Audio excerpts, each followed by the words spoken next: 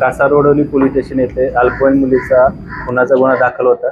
त्या गुन्ह्याचा समांतर तपास गुन्हे शाखा घटक पाच पोलीस निरीक्षक सलील भोसले, साहेब पोलीस निरीक्षक Nitin Patil, API Sharad Patil, API Bhushan Shinde, API Pallavi Dhage Patil, PSI Mane आणि त्यांच्या टीमने ACP शेखर बागडे यांच्या सुपरविजनमध्ये त्या गुन्ह्याचा समांतर तपास केला।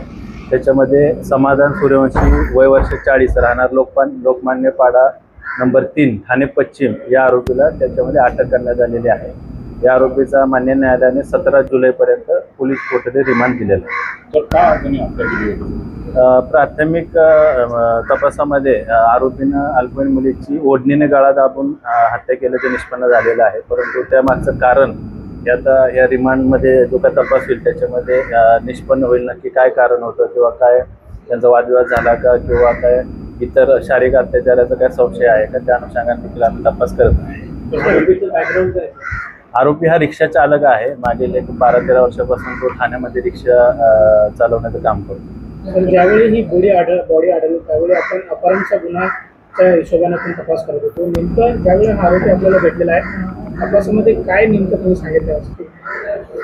आम्ही सध्या आरोपीला अटक केलेली आहे। मान्य न्यायालयाने त्याची 17 जुलैपर्यंत पोलीस कोठडी दिलेली आहे। पोलीस कोठडीमध्ये अधिक तपास केल्यानंतर त्याने शारीरिक अत्याचार केला आहे का किंवा त्यांचा काय देवाणघेवाणीचा पैशाचा वाद आहे का किंवा इतर अजून कुठलं काय कारण आहे का ते स्पष्ट होईल तपासात। ही अल्पवयीन मुलगी आहे त्यामुळे त्याचं आपण वी आर अबाउट डिस्क्लोज करत।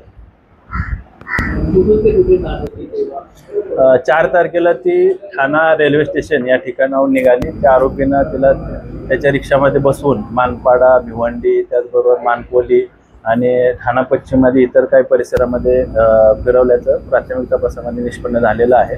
त्यानंतर त्यानं वाघबीळ गावाच्या जवळ सुनसान जागेमध्ये तिचा गळा आवळून खून केला आणि तिची बॉडी त्या ठिकाणी त्यानं टाकून दिलं। 4 तारखेला साधारण ती दुपारी 1 ते 2च्या दरम्यान ठाणे रेल्वे स्टेशनवरून त्याच्या रिक्षामध्ये बसले, आरोपीच्या रिक्षामध्ये।